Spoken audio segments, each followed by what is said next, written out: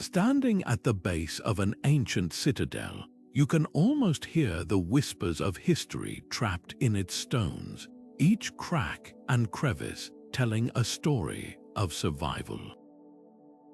These monumental structures weren't just built to repel invaders, they were crafted to defy time itself. Think about that for a moment.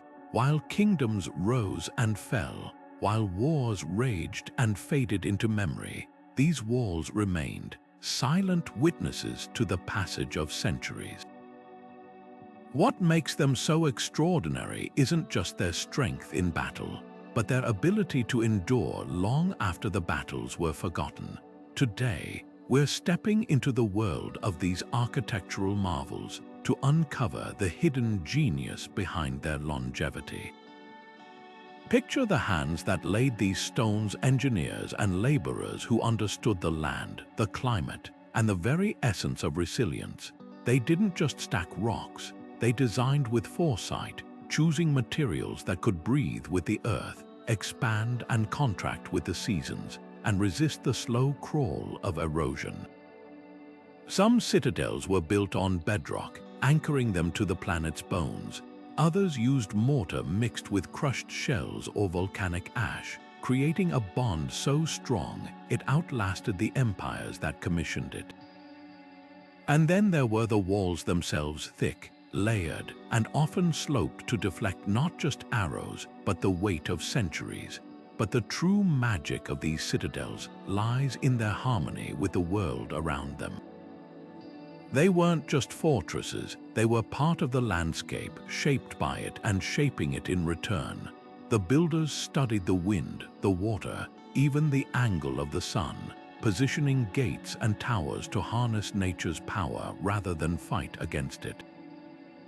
It's no accident that so many of these structures still stand today, not as ruins, but as monuments to human ingenuity.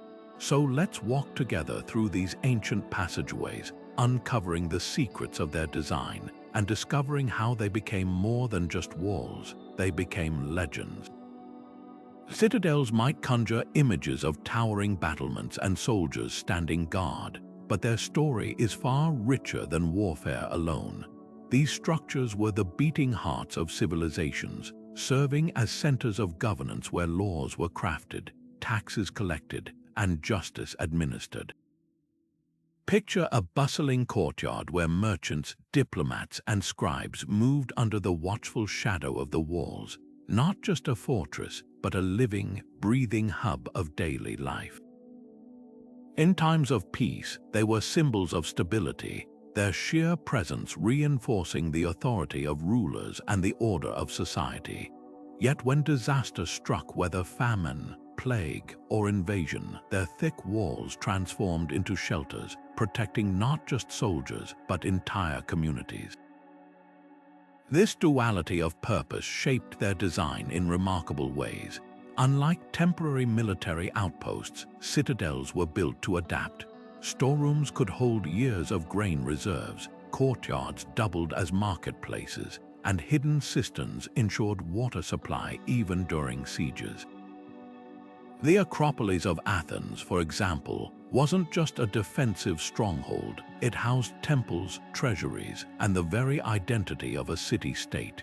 Similarly, the Alhambra in Spain blended military might with breathtaking gardens and palaces, proving that strength and beauty could coexist. These weren't just buildings, they were statements etched in stone, declaring that a civilization could endure chaos without sacrificing its soul. What's truly fascinating is how their architects anticipated needs far beyond their own lifetimes. Staircases were worn smooth by generations of footsteps, chambers were repurposed across centuries, and gateways bore the marks of countless hands. The citadel wasn't just a tool for war, it was a blueprint for survival, a testament to human foresight. And that's the hidden lesson in their stones. Greatness isn't just about resisting destruction, but about creating something that outlives its original purpose. As we peel back the layers of their design, we'll see how these ancient walls were never just barriers. they were bridges across time. The stones that make up these ancient citadels weren't just randomly piled together. They were carefully chosen, each type selected for its unique properties, almost as if the builders could foresee the tests of time their creations would face. Limestone, for instance, wasn't just abundant. Its natural density made it resistant to weathering, while granite's crystalline structure gave it unparalleled strength against impacts. But the real marvel wasn't just the stone itself, it was how they bound it all together. The mortar used in these walls wasn't the simple lime and sand mix we might expect. Some recipes included crushed ceramics or even volcanic ash, creating a chemical reaction that hardened over centuries, not just decades. In places like the Roman-built walls of Constantinople, this mortar became so durable that it's still intact today, outlasting the empires that mixed it. What's astonishing is how these ancient builders experimented with local materials, turning weaknesses into strengths. In regions prone to earthquakes, like the Armenian highlands, architects mixed flexible materials into the mortar, allowing walls to sway slightly during tremors rather than shatter. Meanwhile, in coastal citadels like those in Malta, crushed seashells were added to the mix, creating a mortar that resisted saltwater erosion, a problem modern engineers still grapple with. These weren't just random trials, they were deliberate innovations born from generations of observation and refinement. Perhaps the most intriguing part is how some of these techniques were lost to time, only rediscovered centuries later. The Pantheon in Rome, for example, used a lightweight volcanic stone in its dome, a material so advanced that modern architects didn't replicate its properties until the 20th century. And in China, the sticky rice mortar used in the Great Wall contained organic compounds that made it both waterproof and incredibly adhesive, a recipe modern scientists have only recently decoded. These ancient builders didn't just work with stone and mortar, they manipulated chemistry and physics in ways we're still trying to fully understand. The lesson here isn't just about durability, it's about ingenuity. These materials weren't chosen for their brute strength alone, but for how they interacted with their environment, how they aged, and even how they failed. Cracks weren't just repaired, they were studied, and new mixtures were devised to prevent them in the future. In that sense, every citadel was a living experiment, a testament to human curiosity as much as human endurance. And that's why, even after thousands of years, these walls still have secrets to teach us. The genius of ancient citadels didn't just lie in what they were made of, but in how they were shaped. Every curve, every angle, every seemingly minor detail was a calculated decision to cheat time. Take those towering walls, for instance. They weren't just thick, they sloped inward like the trunk of an ancient tree. This wasn't for aesthetics, it was physics in action. When siege engines hurled projectiles, the angled surfaces deflected blows, dispersing the energy outward instead of letting it concentrate in one crushing impact. And those rounded corners we often admire, they weren't just elegant, they were practical. Unlike sharp edges which erode quickly under relentless wind and rain, curved surfaces allowed weather to flow around them, minimizing damage over centuries. Then there were the towers, positioned not just for visibility, but for balance. Architects understood that uneven weight distribution could destabilize entire sections over time, so they spaced towers to act like counterweights, ensuring the structure settled evenly into the earth. Even staircases were part of the equation. Spiral designs weren't just space-saving, their central columns bore the brunt of foot traffic, reducing strain on outer walls.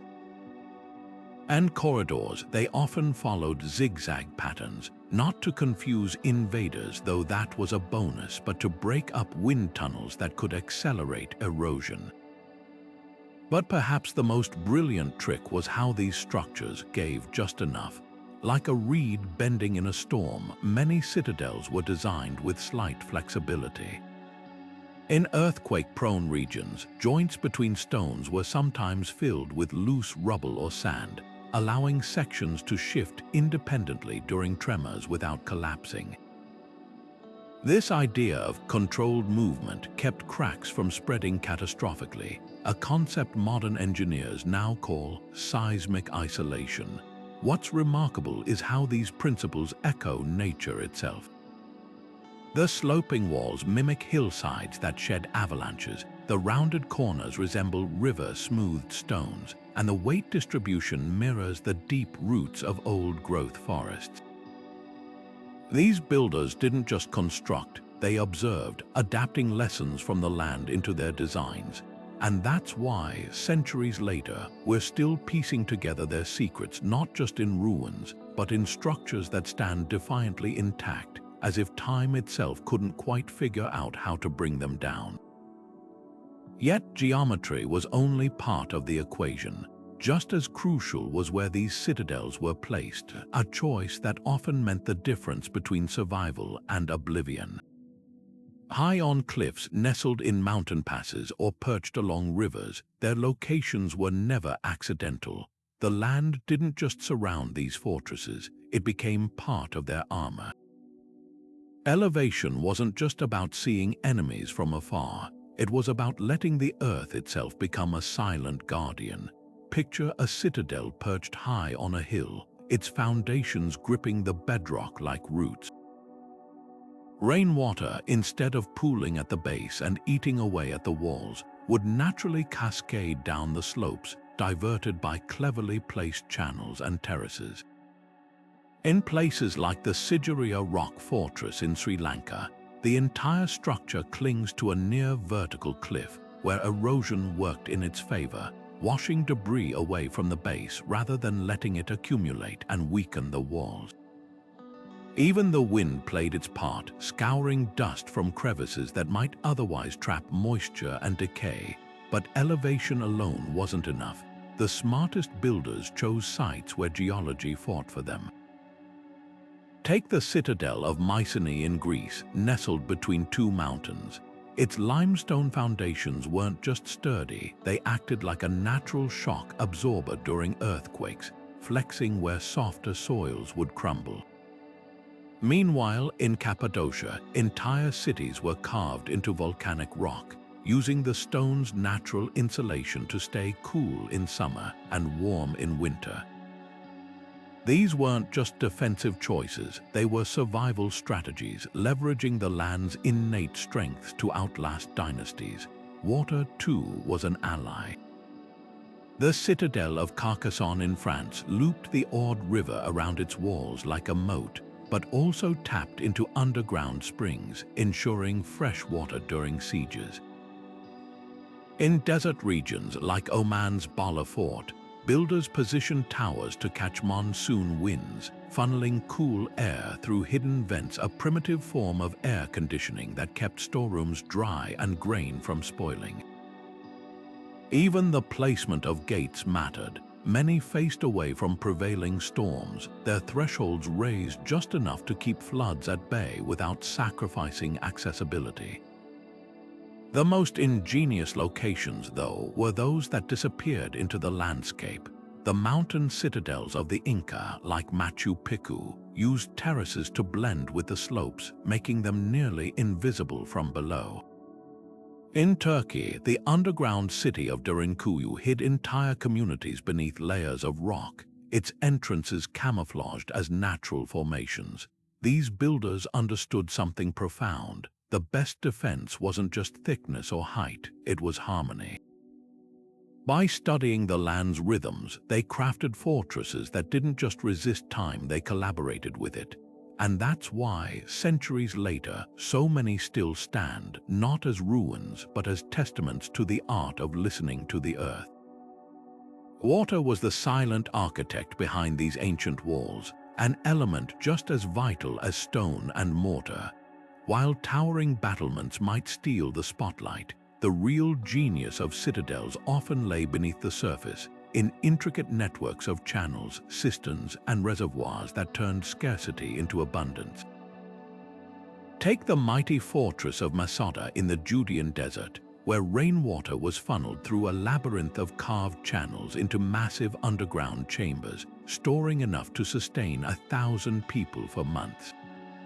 Or consider the Alhambra, where the gentle sound of flowing water wasn't just decorative, it was the heartbeat of a system that cooled courtyards, irrigated gardens, and filled baths, all while keeping the fortress self-sufficient.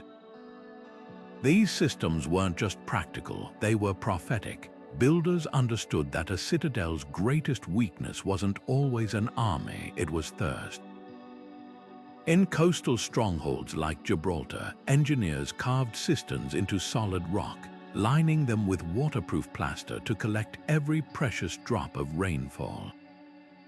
Meanwhile, in the arid plains of Rajasthan, the citadel of Jaisalmer hid reservoirs beneath its courtyards, their openings disguised as decorative wells to confuse enemies. Even the placement of drains was strategic. Instead of letting rainwater cascade down walls and erode foundations, channels directed it outward, creating natural moats that reinforced defenses. But the most ingenious solutions came from adaptation. In Constantinople, the basilica cisterns' vaulted ceilings and filtered springs provided fresh water during sieges, while Venice's hidden wells used layers of sand to purify rainwater seeping through the foundations. And in the Andes, the Incas built terraced citadels where each level acted as a step in a vast filtration system, turning mountain runoff into drinkable water.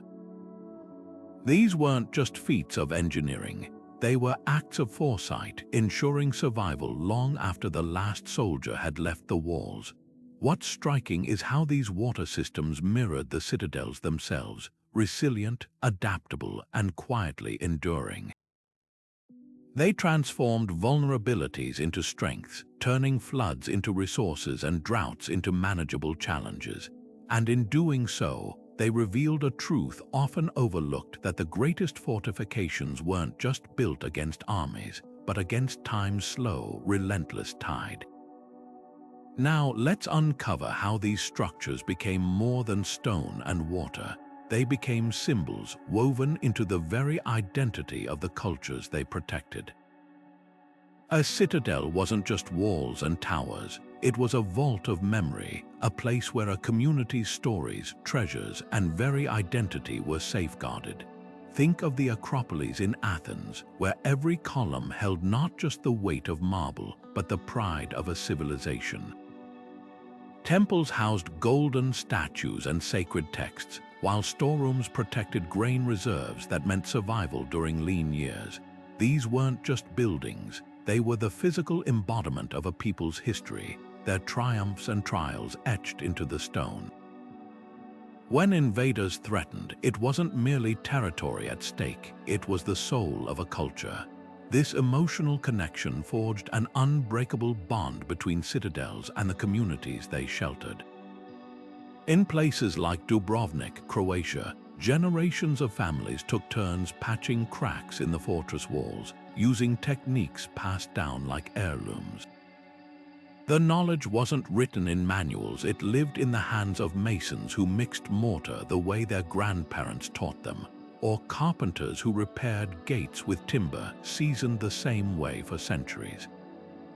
Even children played a role, gathering loose stones to be reset, learning early that these walls were their inheritance. Religious devotion also played a part. The citadel of Gwalior in India wasn't just a military stronghold. It held intricately carved temples where daily rituals unfolded for over 1,000 years. Pilgrims traveled miles to touch its sacred stones, their offerings funding repairs that kept the walls standing. In medieval Europe, cathedrals within citadels became such potent symbols that attacking them was seen as sacrilege, deterring would-be conquerors. The walls drew strength from faith as much as from masonry, but perhaps the most powerful preservation tool was storytelling. legends grew around these structures, weaving them into local folklore. The Tower of London wasn't feared just for its dungeons. It was the home of ravens whose departure, myth warned, would spell doom for the kingdom. In Japan, the white plaster walls of Heimji Castle were said to confuse evil spirits, turning the fortress into a protector of both body and soul. These tales weren't mere entertainment. They transformed maintenance into a sacred duty, ensuring each generation felt responsible for the stones. Time, surprisingly, became an accomplice in this preservation. As decades passed, repairs themselves became historical artifacts. In Turkey's Rumeli fortress, Ottoman-era patches sit beside Byzantine original stone, creating a mosaic of care across centuries. The very act of maintenance became a ritual, a way for communities to converse with their ancestors through the language of mortar and chisel. And so, these citadels endured, not as frozen relics, but as living monuments, their strength drawn as much from human hands as from quarried rock.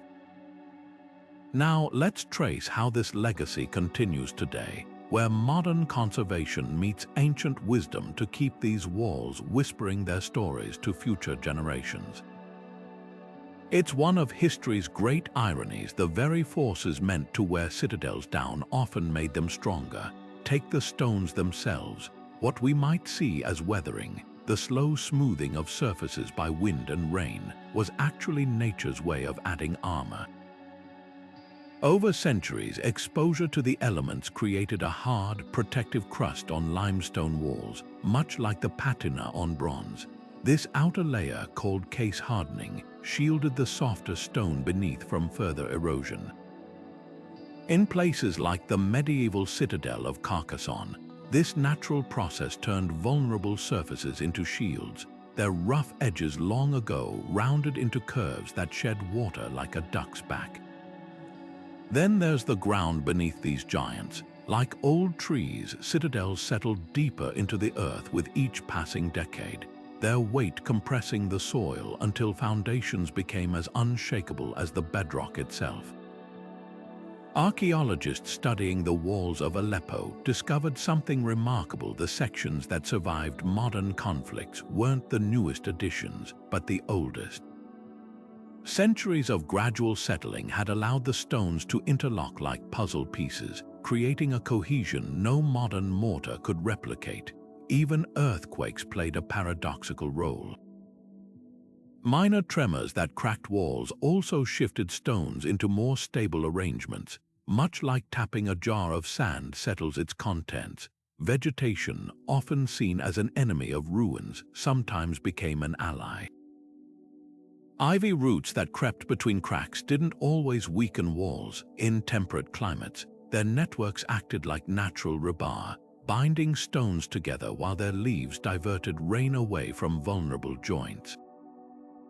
At Ireland's Blarney Castle, the same vines tourists blame for erosion likely prevented catastrophic collapses during storms by creating a living net over the structure. But perhaps the most fascinating reinforcement came from human hands, not in the initial construction, but in the endless cycle of repairs.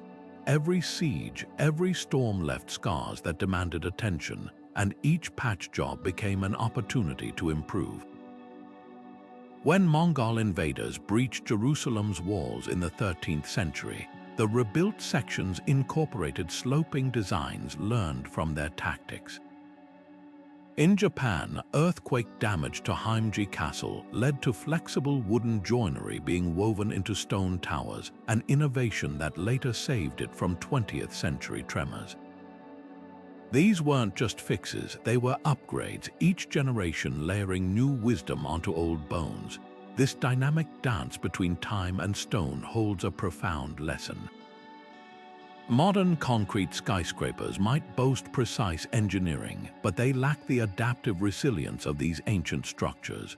A crack in a citadel wall told a story that inspired solutions, while a crack in a steel beam spells catastrophe.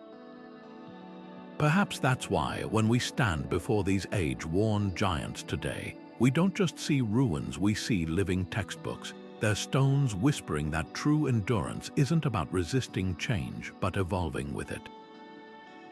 Now consider the contrast with today's fortifications, gleaming barriers of steel and composite materials designed to repel threats instantly. They're formidable, no doubt, but will they stand for centuries? The answer lies not in their strength alone, but in their ability to converse with time as these ancient citadels did. After all, the greatest defense isn't just against armies, it's against the slow, patient siege of years. There's a quiet rebellion brewing in the world of architecture, one that pits the gleaming towers of today against the weathered stones of ancient citadels. On the surface, modern materials like steel and concrete seem invincible. They're stronger, lighter, and faster to assemble than anything our ancestors could imagine. Yet when we compare their lifespans, something startling emerges. While skyscrapers are often designed to last 50 or 100 years, citadels like Syria's Crac des Chevaliers have shrugged off 8 centuries without breaking a sweat. The difference isn't just about materials, it's about philosophy. Ancient builders weren't racing against construction deadlines, they were collaborating with time itself. Consider adaptability. Walk through the ruins of a medieval fortress and you'll find walls scarred by centuries of repairs, patches of mismatched stone where each generation addressed weaknesses without tearing everything down. This modular approach meant structures evolved rather than became obsolete.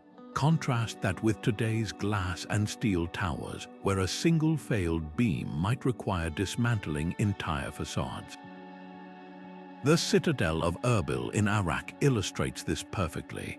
Its layered walls, rebuilt repeatedly over 6,000 years, are like a geological record of human ingenuity, each era leaving its mark without erasing what came before. Then there's the matter of materials. Modern construction often relies on global supply chains, steel from one continent, concrete from another, creating structures alien to their environments. Citadel builders, though, treated local resources as partners. The pink sandstone of Rajasthan's Mehrangarh fort didn't just blend with the desert. It expanded and contracted with the temperature swings, avoiding the stress fractures that plague modern buildings in extreme climates. Even the mortar was tailored, mixed with jaggery or egg whites in humid regions to resist mold, or with goat hair in icy areas to add flexibility. These weren't shortcuts, they were deep dialogues between builder and landscape. Perhaps the most profound lesson lies in simplicity. Ancient walls breathe. Their porous stones allow moisture to evaporate, while modern concrete traps water, accelerating decay. The Roman Pantheon's dome, made of lightweight volcanic rock, has endured 2 millennia without reinforcement bars corroding inside it. A feat no steel-reinforced concrete structure can yet match. And when damage did occur, repairs were low-tech. A mason could reset a loose block with basic tools, whereas fixing a fractured high-rise often requires cranes and engineered composites. The irony, many of these ancient techniques are staging a comeback under new names. Biomimicry now describes designs that imitate nature, like the way citadel walls mimic termite mounds' passive cooling.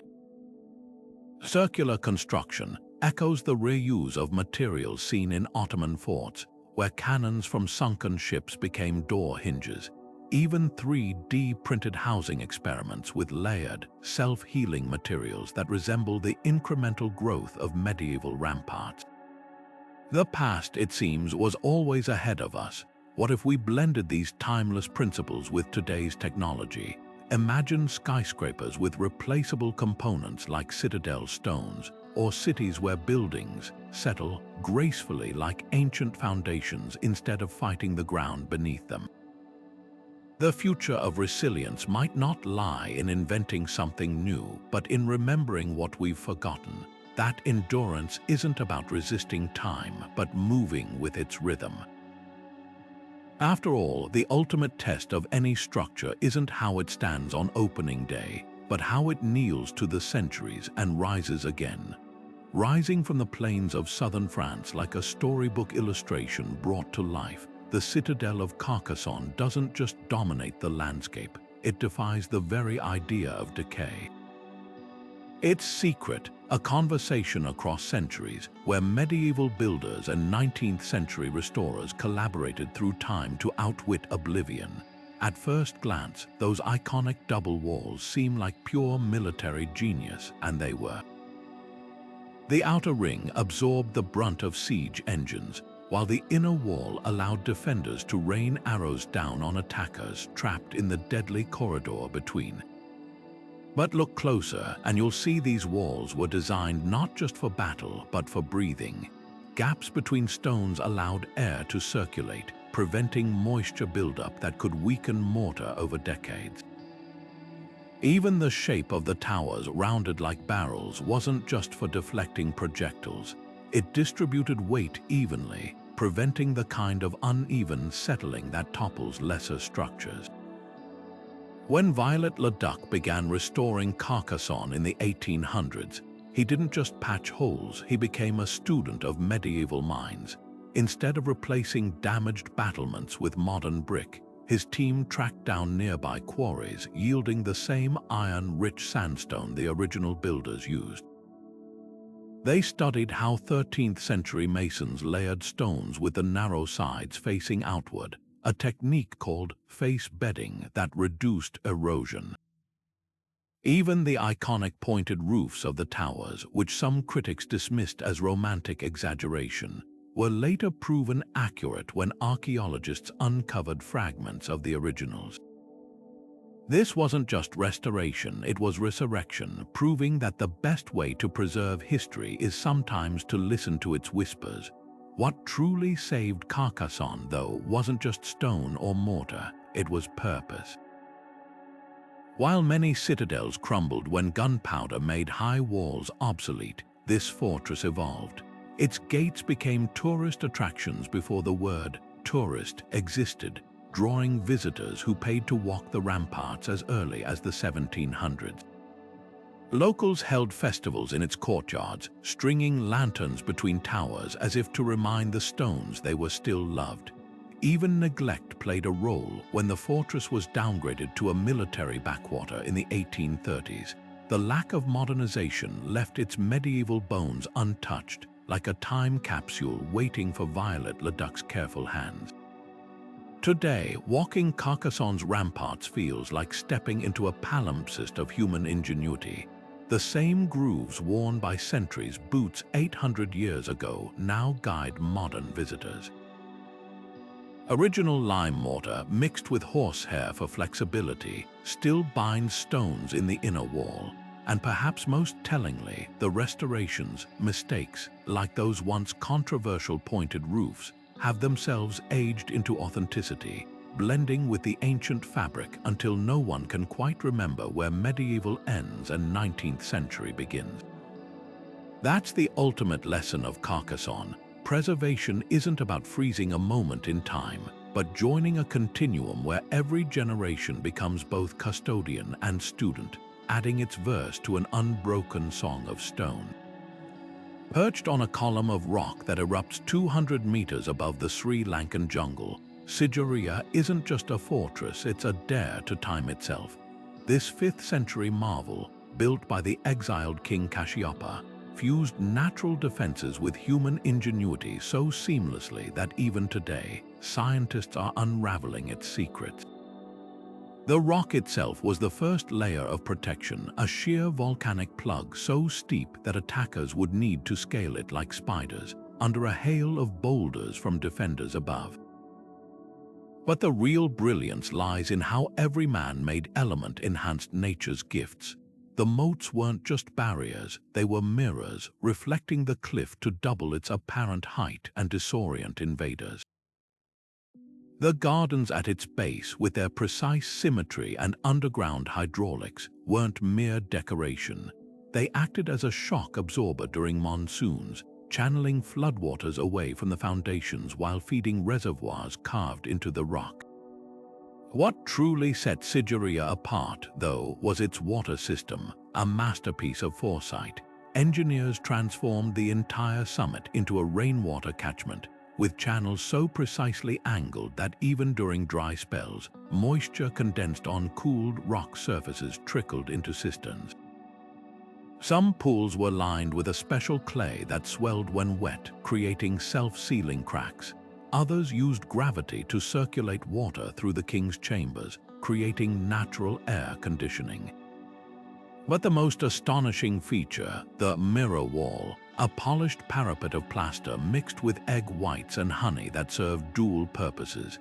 In peace, it reflected breathtaking frescoes of celestial maidens. In war, its glossy surface made climbing attempts nearly impossible, as fingers slipped helplessly against the slick finish. Survival here wasn't just about withstanding sieges, it was about vanishing into the landscape. During invasions, defenders could retract the lightweight brick staircases, leaving no purchase for ladders. Grain stores were tucked into naturally cooled crevices, while hidden passages allowed messengers to come and go like ghosts. Even the frescoes were painted with mineral pigments resistant to humidity, their colors still vibrant after 15 centuries of tropical sun and rain. Sigiriya's ultimate triumph, however, was its ability to transform vulnerability into strength. That same isolation that made it impregnable also preserved it when the kingdom fell. The jungle swallowed the fortress whole, shielding it from the plunder that ravaged more accessible sites. The vines that crept over its walls didn't erode them. They became a living shield, their roots binding loose stones while their leaves diverted monsoon rains. Today, when you stand on that wind-lashed summit, you're not just seeing a relic, you're witnessing a dialogue between stone and storm, a testament to the power of bending rather than breaking.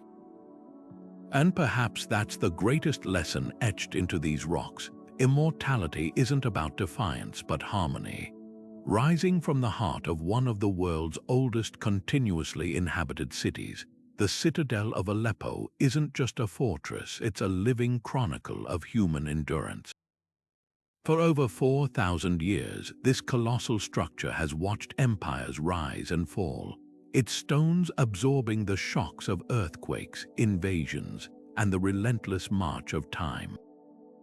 What's astonishing isn't just that it survived, but how it did so, not through sheer brute strength, but through layers of ingenuity.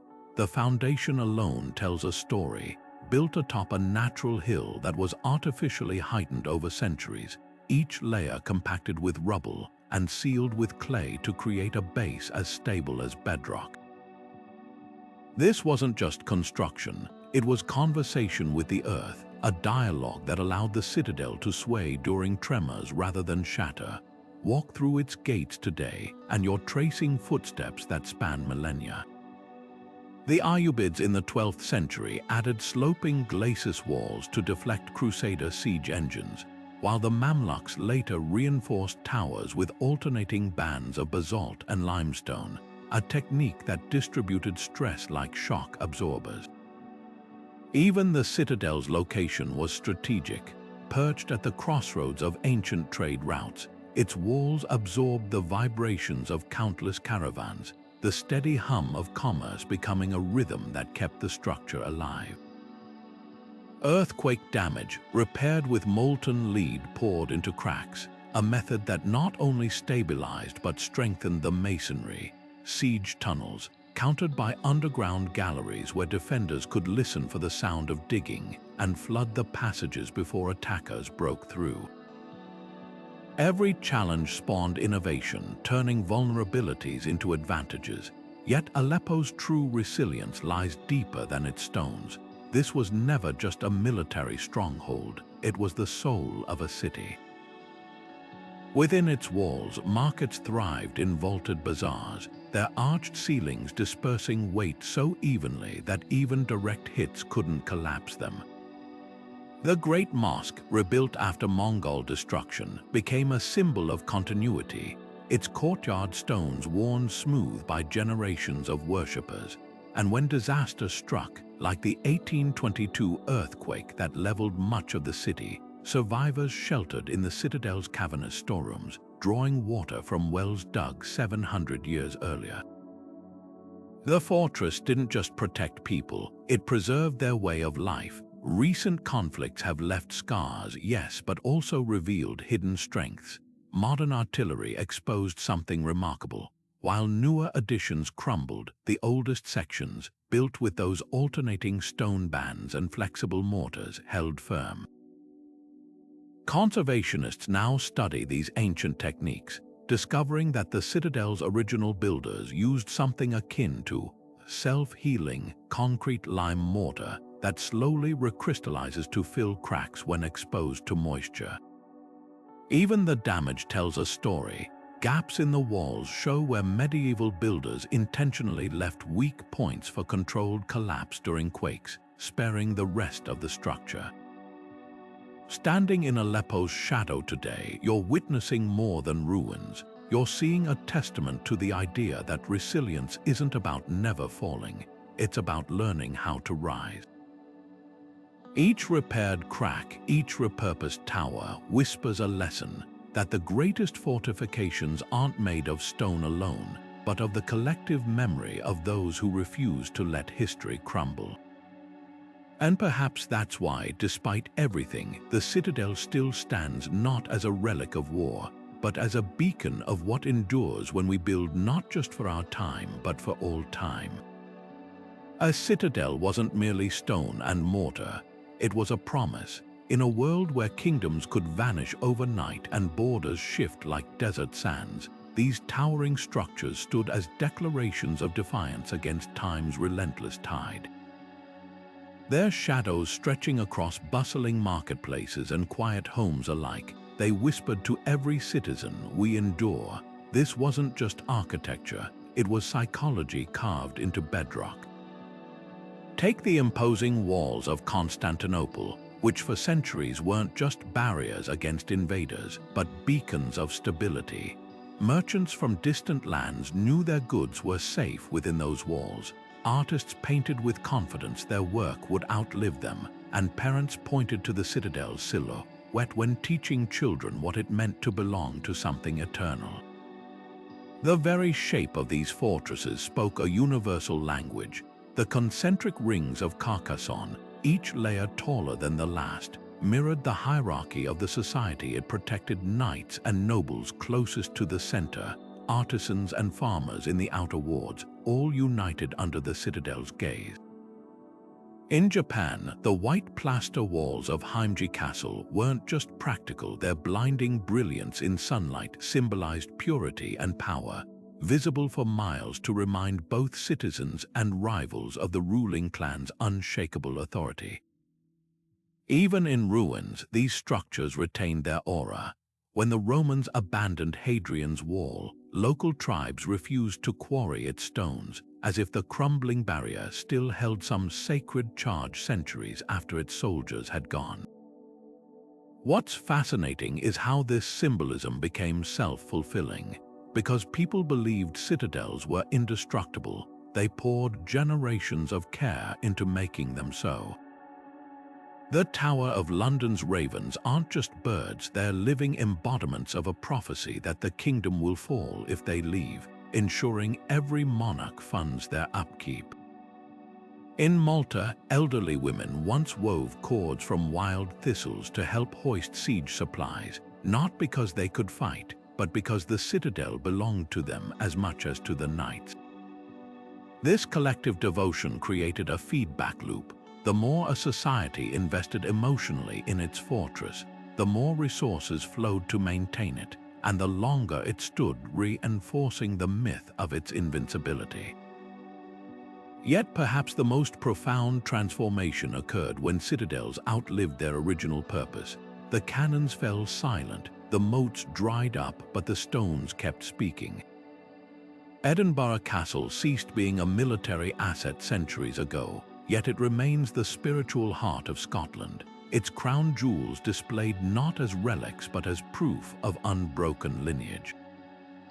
Similarly, Morocco's Ait Ben Haddou, once a defensive stronghold along caravan routes, now draws filmmakers who instinctively recognize its timeless storytelling power.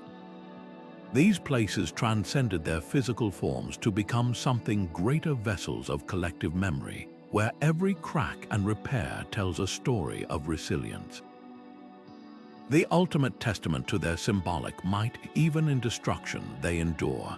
When invaders razed Carthage, they sowed the earth with salt, yet people remembered where the citadel had stood, and a new city rose nearby. Warsaw's reconstructed castle isn't just brick and timber. It's a revolt against oblivion, each rebuilt stone a reply to those who thought erasure was possible. That's the paradox of these structures. Their true strength was never in resisting siege engines, but in becoming inseparable from the identity of those they sheltered. To tear down a citadel wasn't just to demolish walls, it was to attack the idea of continuity itself. And as history shows, some ideas prove harder to kill than any fortress. Earthquakes should have been the great equalizer, the one force that could topple even the mightiest citadel. Yet walk through the ruins of Armenia's ambered fortress, perched precariously on the slopes of Mount Aragat, and you'll find walls that have shrugged off centuries of tremors that flattened modern buildings nearby. The secret lies not in rigidity, but in something far more ingenious. Ancient engineers designed these structures to dance with disaster. Beneath those towering walls, foundations weren't anchored rigidly to bedrock. They floated on layers of crushed stone and sand, allowing the entire fortress to shift slightly during quakes like a ship riding waves.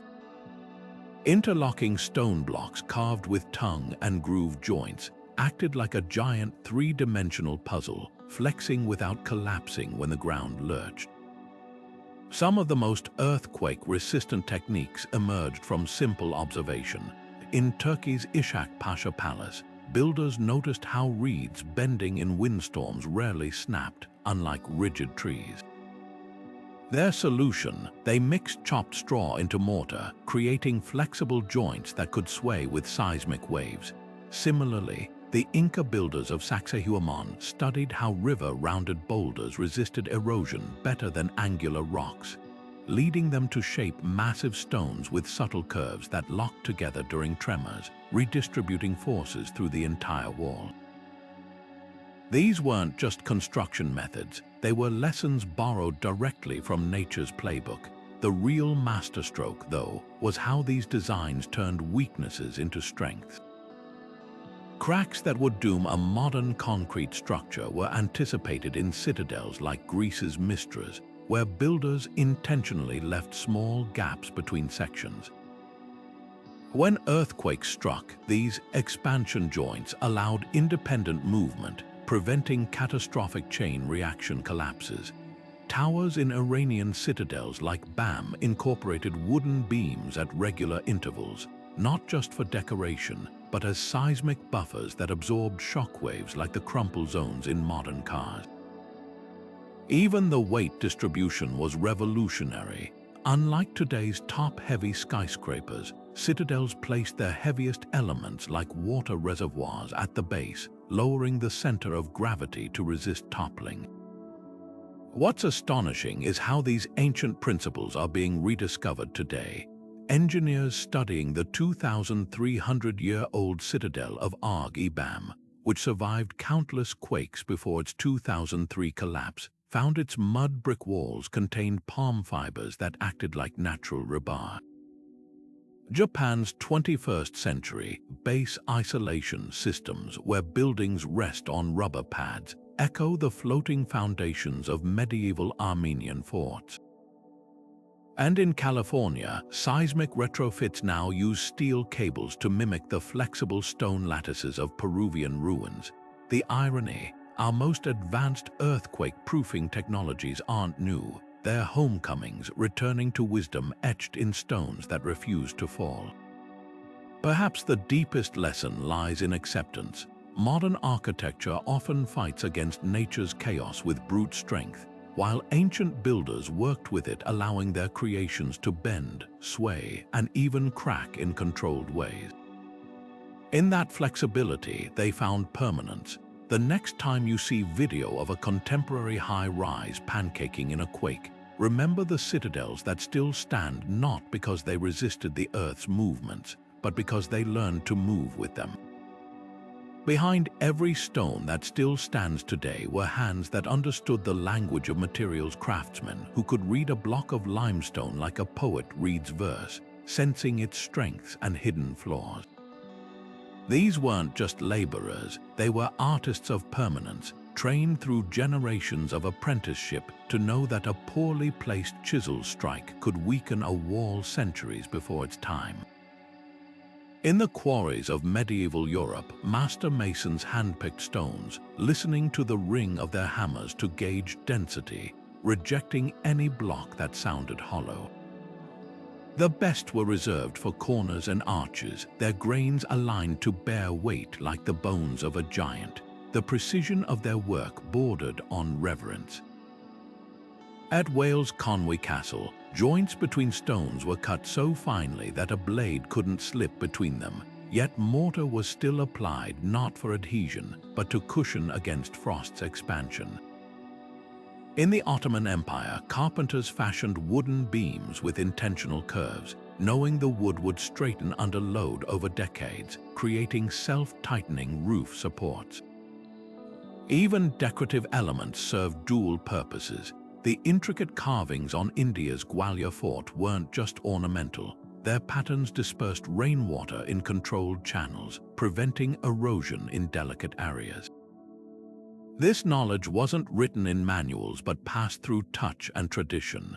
A Venetian stonemason taught his apprentice to mix mortar by feel, adding seawater on windy days when the air was too dry, or egg whites during winter for slower curing. Japanese Daku carpenters trained for years just to sharpen tools at the exact angle needed for joinery that would flex during earthquakes. The true test came during construction, where mistakes weren't tolerated.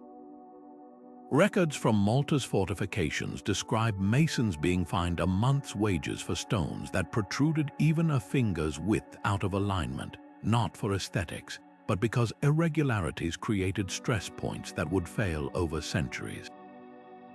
What's often overlooked is how these craftsmen thought in scales beyond human lifespans.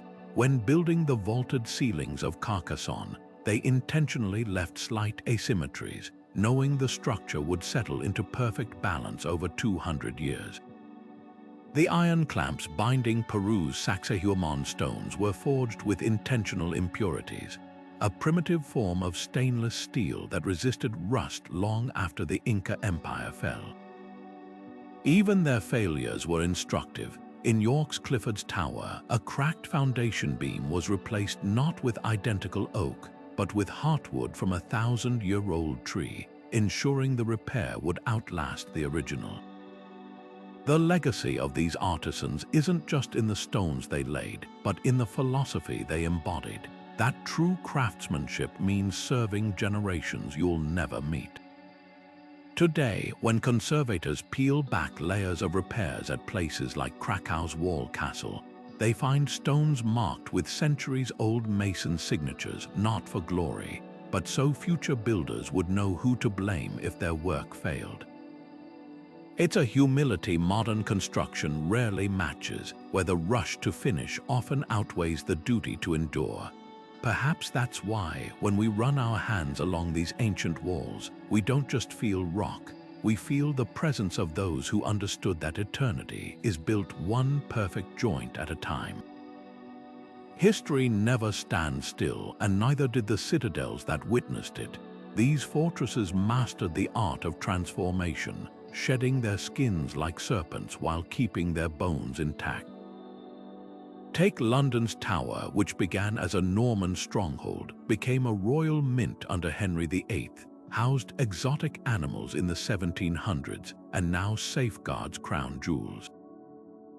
With each new purpose, its walls absorbed fresh layers of meaning and literal layers of stone. When the mint needed secure vaults, builders didn't tear down the old battlements. They reinforced them with brick-lined chambers that doubled the thickness of the original Norman walls. The same arrow slits that once let archers pick off invaders now illuminate displays of armor for tourists. This chameleon-like adaptability wasn't accidental, it was baked into the design. Unlike single-purpose modern buildings, citadels were constructed with what today's architects call loose fit. Their cavernous halls and modular courtyards could morph to meet changing needs.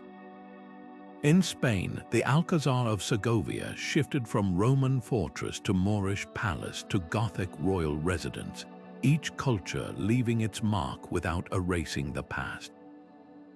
The Moors added intricate plasterwork over Roman foundations, while Christian rulers later installed stained glass that cast kaleidoscope patterns onto Islamic geometric tiles. Far from weakening the structure, these cumulative layers created a unique resilience, like a tree adding rings that reinforce its core. Even seemingly destructive adaptations often strengthened the whole. When Paris converted the Bastille from a fortress to a prison, workers filled its towers with new internal partitions.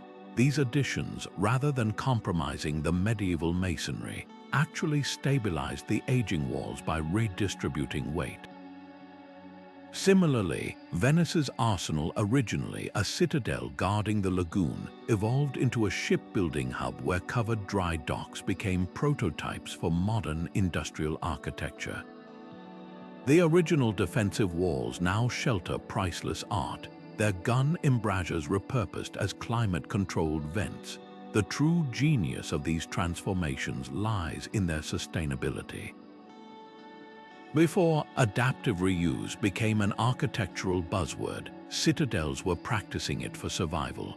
In India's Red Fort, Mughal emperors converted military barracks into private zenanas by adding cooling water channels, an early form of retrofitting for comfort. Later, British colonizers turned those same spaces into officers' quarters, preserving the underlying structure while plastering over frescoes. Today, those layers tell a story more vivid than any single era could. Perhaps the most poignant adaptations occurred when citadels became symbols rather than strongholds. Edinburgh Castle's Great Hall, once the stage for medieval feasts, became a barracks during the Jacobite risings, then a hospital during the Napoleonic Wars. Now its vaulted ceiling displays suits of armor not for war but for remembrance. This gradual shift from practicality to legacy mirrors how societies themselves mature, from survival to commemoration. The lesson for our throwaway age is clear. Permanence isn't about resisting change, but embracing it with foresight. Modern glass towers may shine brighter, but when their original purpose fades, they often face the wrecking ball. Citadels teach us that true endurance means building not for one era's needs, but for all eras' possibilities, leaving room for future hands to reimagine, reinforce, and revere. After all, a wall that can become a museum, a prison, or a palace isn't just sturdy, it's timeless. From the scorching deserts of Persia to the misty cliffs of Scotland, citadels weren't just shaped by human hands, they were sculpted by the very elements they stood against. In the blistering heat of Morocco's Ait Ben Haddou, thick earthen walls absorbed the sun's fury by day, slowly releasing stored coolness through the night like a giant thermal battery. Walk inside during peak afternoon, and you'll find corridors 20 degrees cooler than the outside, not from modern AC, but from clever physics. Narrow, zigzagging passages create wind tunnels that pull hot air upward while shaded courtyards trap cooler air below, a natural ventilation system perfected centuries before thermodynamics was a science. Even the color of the clay wasn't accidental. Its pale hue reflects sunlight while blending seamlessly with the desert, making the fortress disappear into the landscape like a mirage. Meanwhile, in the snow-laden Alps, castles like Switzerland's Chillon took a different approach. Their steeply pitched roofs weren't just picturesque, they were snow-shedding machines, angled precisely so heavy accumulation would slide off before the weight could strain timbers. Watchtowers wore conical hats not for fairy tale charm, but to prevent ice dams from forming lethal projectiles. Beneath the surface, hidden channels lined with heated stones melted runoff away from foundations, a medieval answer to freeze-thaw cycles that still plague modern engineers. Coastal citadels faced their own unique nemesis, salt. The Knights of Malta mixed crushed coral and seashells into their limestone mortar, creating a chemical reaction that actually hardened when exposed to seawater, a trick Roman concrete pioneered and modern scientists have only recently replicated. In Japan's humid climate, Heimji Castle's white plaster walls did more than dazzle.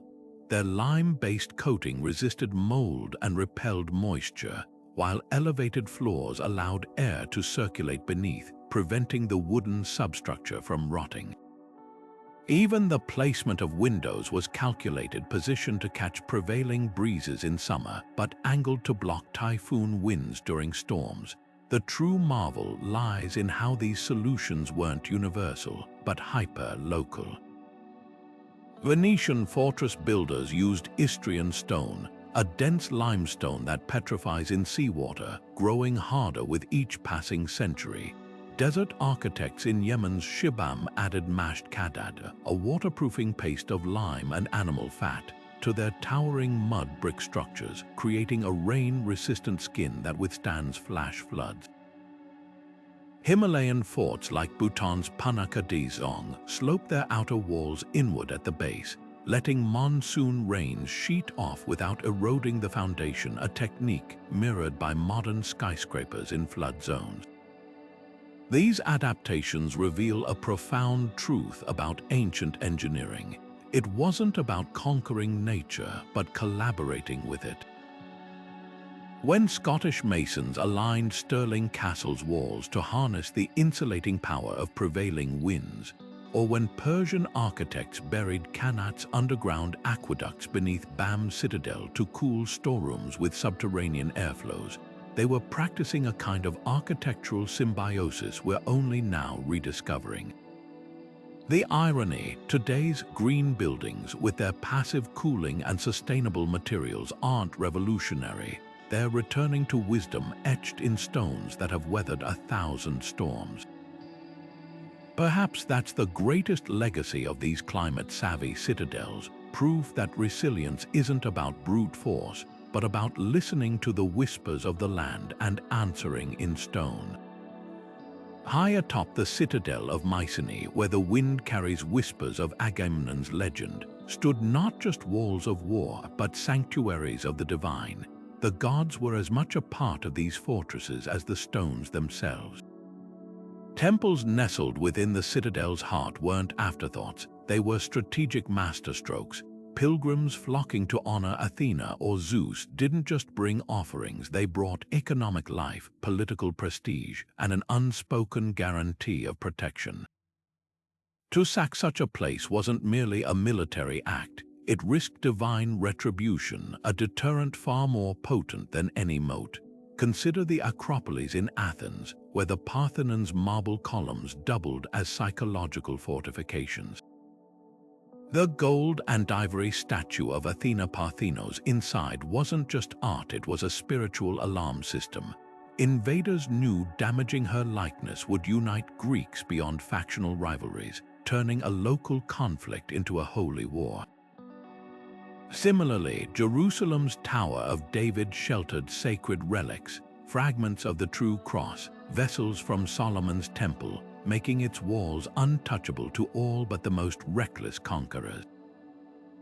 Even the Ottomans, upon capturing Constantinople, preserved Hagia Sophia's Christian mosaics for generations, recognizing that some symbols transcend faiths. This sacred aura extended beyond monotheistic traditions. In Japan, Heimji Castle's tallest keep housed a small Shinto shrine, its presence ensuring workers and warriors alike treated every stone with reverence. The Khmer Citadel of Angkor Thom fused Hindu cosmology with military architecture, its gateways carved with the faces of bodhisattvas, as if the deities themselves stood guard. And in Ethiopia, the rock-hewn churches of Lalibela weren't just places of worship but emergency strongholds, their hidden tunnels offering refuge during invasions while their altars promised heavenly intervention. The genius of this spiritual armor strategy lay in its layered defenses. While outer walls weathered physical assaults, inner sanctuaries shielded something even more resilient: collective identity. When cracked des Chevaliers fell to the Mamluks in 1271, its Crusader chapel was spared, later transformed into a mosque. This wasn't pragmatism alone. It was acknowledgement that sacred spaces held power over hearts long after swords fell silent. Even in ruins, these spiritual cores endured, like the Zoroastrian fire temple at Azerbaijan's Maiden Tower, where flames burned continuously for centuries, their light a beacon no siege could extinguish. Perhaps the most profound protection came from the rituals themselves. In Cusco's Sacsayhuaman, Inca priests performed ceremonies aligning the citadel's megalithic walls with solstice sunbeams, a celestial reinforcement of its invincibility. Venetian engineers sinking the first pilings for their fortress island of San Michele would bless each timber, embedding prayers into the very foundations. These weren't mere superstitions, they were acts of psychological engineering, binding communities to their defenses through shared belief. The lesson etched into these stones is clear: the most enduring fortifications are those guarding not just bodies but souls. When mortar mixes with mythology, when battlements frame basilicas, survival becomes sacred duty. And that's why, from the echoing halls of Armenia's Echmiadzin into the incense-scented shrines of Tibet's Potala Palace, these sanctuaries of stone still stand, not because they were impervious to destruction, but because to destroy them would have meant erasing the divine itself. Beyond their towering walls and formidable defenses, citadels thrived as the economic engines of their age, pulsing marketplaces where the clink of coins was as vital as the clash of swords. Picture the scene within the secure embrace of these stone giants. Merchants from distant lands haggled over silk and spices, while local artisans sold wares under the watchful eyes of tax collectors. The wealth generated here didn't just fill royal coffers. It became the lifeblood that kept these stone sentinels standing for centuries. Take Constantinople's mighty Theodosian walls, their upkeep funded by a bustling harbor where Egyptian grain, Russian furs, and Chinese porcelain changed hands. Every docked ship paid tariffs, every stall paid rent, and a portion of that gold inevitably found its way into mortar and masons' pockets. The genius of these trade-centric citadels lay in their dual role as protectors and profit centers. In Morocco's Eight Benhadou, caravans laden with Saharan salt and gold paid tolls to pass through its gates, fees that financed everything from wall repairs to the digging of new cisterns. Similarly, Germany's Nuremberg castle didn't just dominate the skyline.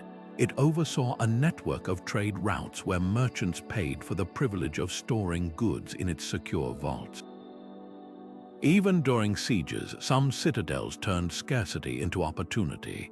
When Malta's Valletta was blockaded by the Ottomans, its knights' auction captured enemy ships in the fortress square, using the proceeds to reinforce crumbling bastions mid-battle. But the real economic magic happened in the workshops tucked between defensive towers. Venice's Arsenale wasn't just a shipyard, it was a medieval industrial park where standardized galley production generated enough wealth to clad the entire city in marble. In India's Gwalior fort, lapidaries cutting gems for royal jewels paid taxes in both coin and labor, their mandatory service maintaining the fortress walls. Even leisure had financial purpose. The taverns and brothels lining Edinburgh Castle's outer bailey paid steep licenses, their revenues earmarked for arrowhead stockpiles and gate repairs. This self-sustaining economic ecosystem transformed citadels from military burdens into assets too valuable to neglect. When the Mughal Emperor Akbar rebuilt Agra Fort, he didn't just add battlements, he installed a mint, ensuring a steady stream of silver from coinage taxes. In Turkey's Topkapi Palace, the Sultan's chefs purchased spices from fortress markets at inflated prices. The extra profit secretly funneled into maintaining the very walls that kept those spices safe. The lesson was clear: a citadel that paid its own way earned its place in history. Perhaps the most enduring legacy of these trade hubs was their ability to outlast the empires that built them. When Rome fell, the markets of Dubrovnik's walls kept the city-state independent for 1,000 years. When the Silk Road faded, Samarkand's Registan Square, once a citadel market-place, remained Central Asia's commercial heart. These stones didn't just withstand time, they bankrolled it, proving that the surest defense wasn't just thick walls, but full coffers. And so, while kings and conquerors rose and fell, the merchants kept counting their coins, the masons kept mixing their mortar, and the citadels kept standing not just as fortresses, but as monuments to the power of prosperity. Siege engines may have rattled their gates and flaming arrows may have scorched their walls, but history reveals an unexpected truth: citadels rarely fell to destruction. They fell to negotiation. Time and again, from the sun-baked battlements of North Africa to the misty castles of Wales, attackers discovered these fortresses were worth far more intact than in ruins. Consider the legendary siege of Crac des Chevaliers in 1271, where the Mamluks, after months of bombardment, didn't reduce the Crusader stronghold to rubble. Instead, they offered safe passage to the defenders in exchange for surrender, preserving the citadel's infrastructure to serve as their own regional headquarters. This wasn't mercy, it was cold calculation. Why demolish a masterpiece of military engineering when you could inherit it? The economics of conquest played out in fascinating ways. Citadels were often the administrative hearts of regions, housing treasuries, tax records, and granaries. Burning them meant destroying the very wealth invaders sought to claim. When Timur's forces stormed Aleppo in 1400, they looted its gold but left the citadel's core structure standing, knowing its vaults and storerooms would be needed to govern the conquered territory. Even Genghis Khan, whose name became synonymous with devastation, frequently spared strategically vital fortresses like Samarkand's, installing his own garrisons to reap long-term benefits from trade routes and tribute. Rebuilding became an art form in itself. Each breach left a lesson etched in stone, and defenders were quick students. After the Mongols shattered Baghdad's walls in 1258, subsequent Persian citadels adopted concentric rings of defense, a direct response to siege tactics. In Europe, the Hundred Years' War saw castles like Chateau Gaillard rebuilt with thicker, sloping bases to withstand improved cannon fire. The very weaknesses exposed in battle became the focus of innovation, turning each attack into an unintentional masterclass in defensive design. Perhaps the most surprising survivors were citadels that changed hands repeatedly. Malta's Fort St. Angelo endured 6 major sieges between 1565 and 1942, each occupation adding layers of reinforcement. The Ottomans added underground galleries to counter mining attempts. The French thickened the seaward walls against naval bombardment, and the British installed steel reinforced casemates during World War II. Like a phoenix with multiple lives, the fortress absorbed each era's warfare advancements, emerging not weaker but more impervious. The ultimate testament to their resilience lies in what didn't happen. For every citadel raised like Carthage, an exception that proved the rule, dozens were adapted, upgraded, and repurposed. Their stones carried the scars of conflict, but also the wisdom of survival, whispering to future generations that true power isn't just in resisting destruction, but in making yourself too valuable to destroy. The thunder of cannon fire in the 1500s didn't just shatter castle walls, it shattered an entire philosophy of defense.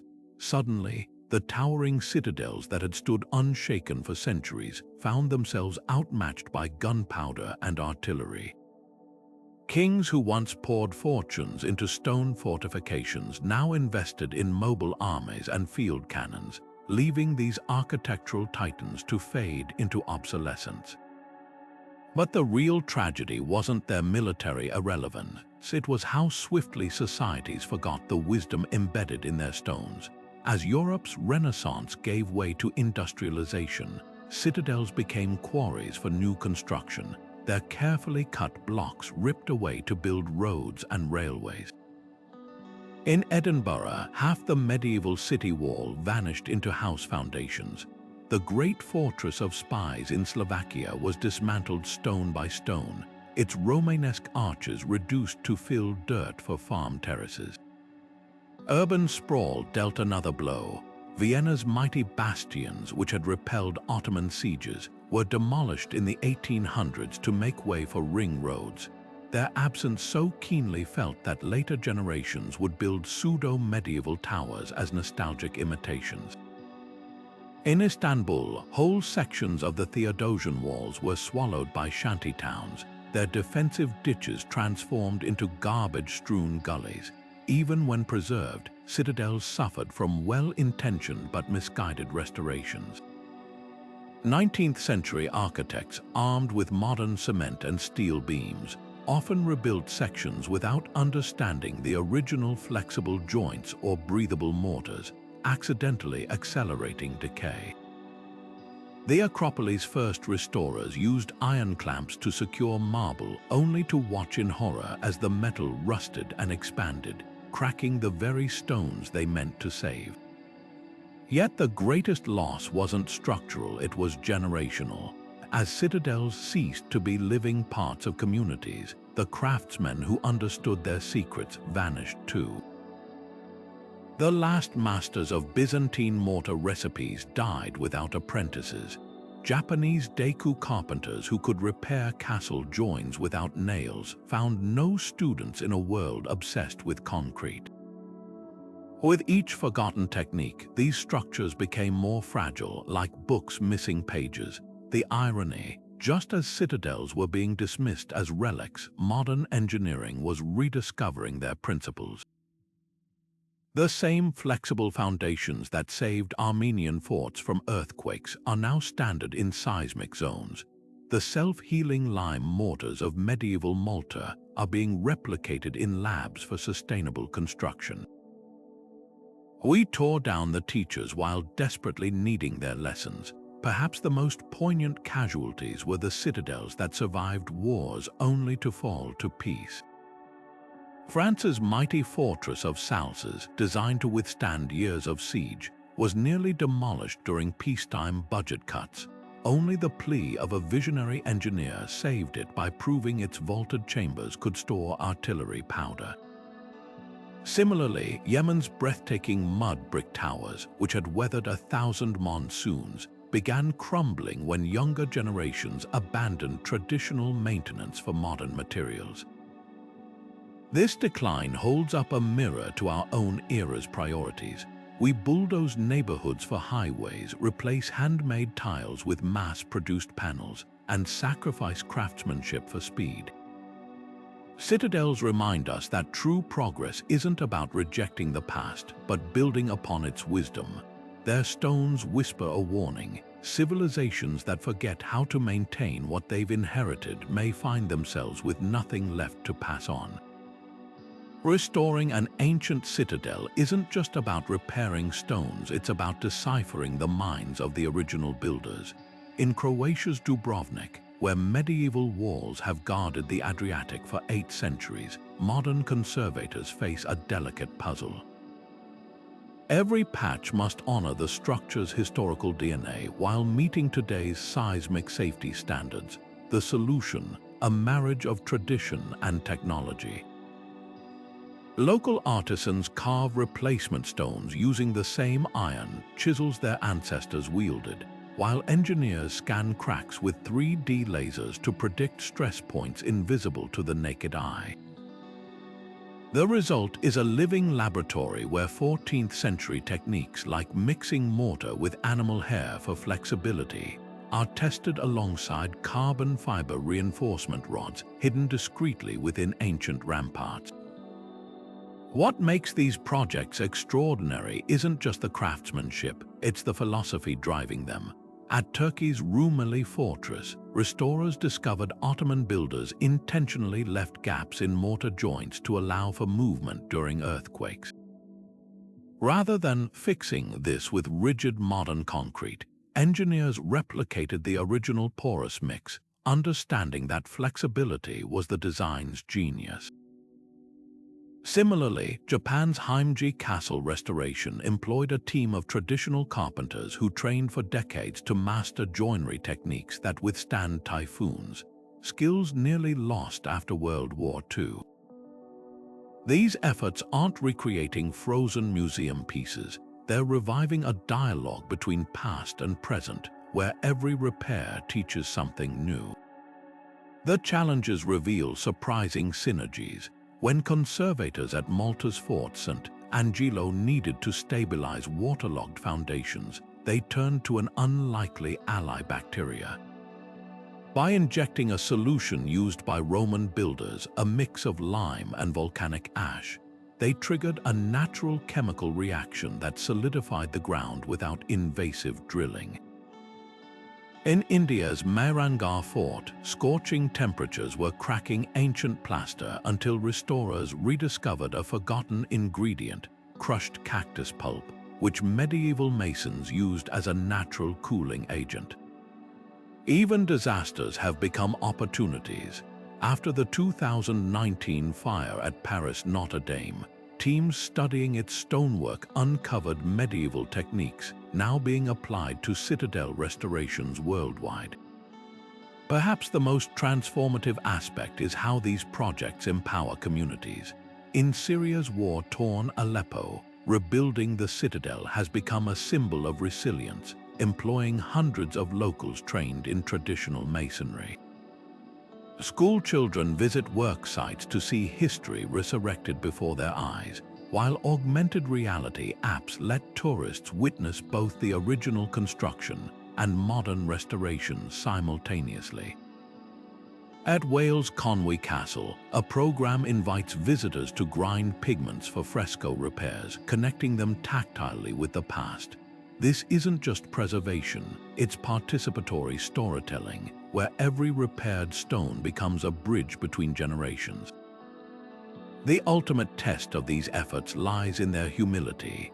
Modern restorers have learned to embrace the patina of time, leaving some cracks unfilled as records of survival, or using slightly mismatched stones to distinguish new work from old.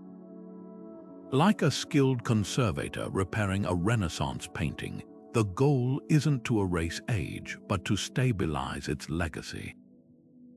As cranes lift another precisely carved block onto Dubrovnik's walls at dusk, the scene mirrors the original construction 800 years prior, proving that the best way to honor these timeless sentinels isn't to freeze them in history, but to keep them alive in the hands of those who still listen to what their stones have to say. The towering walls of Winterfell in Game of Thrones or the labyrinthine streets of Florence's Palazzo della Signoria in Assassin's Creed aren't just backdrops, they're characters in their own right, whispering tales of power and survival to millions of viewers and gamers. These fictional citadels, though draped in fantasy, owe their grandeur to real-world inspirations. Dubrovnik's medieval walls, standing in for King's Landing, saw tourism surge by nearly 50% after the show's debut, proving that pop culture doesn't just entertain, it resurrects history.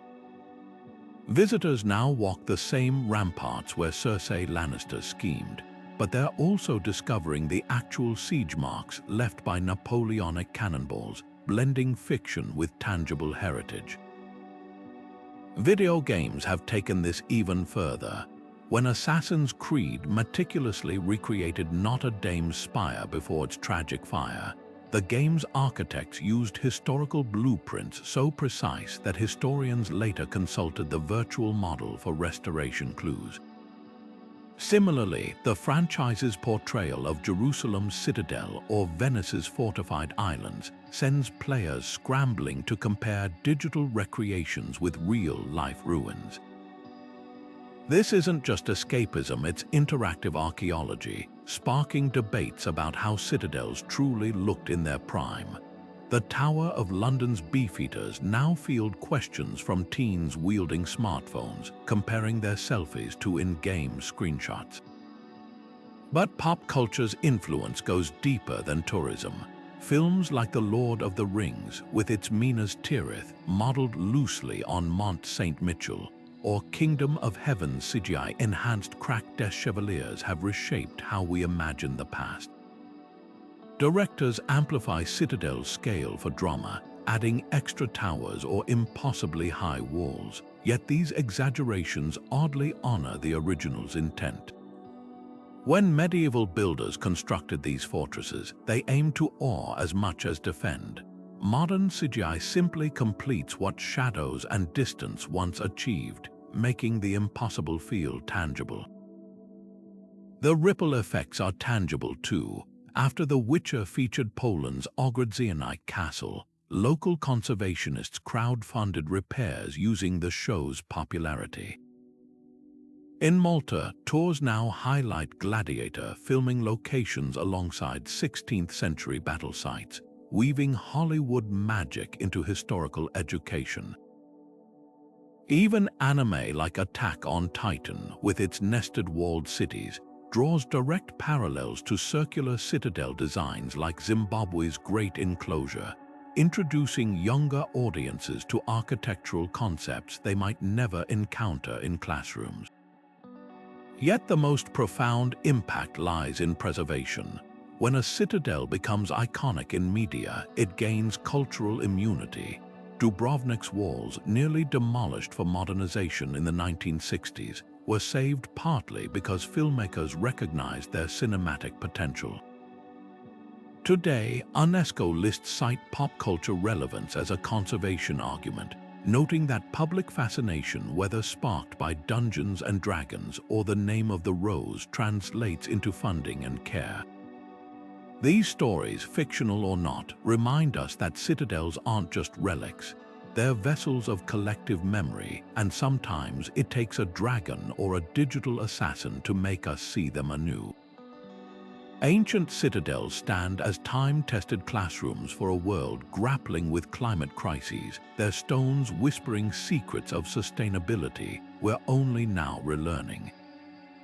Consider how these structures embraced hyper-local materials, not as a trendy eco-choice, but as sheer necessity.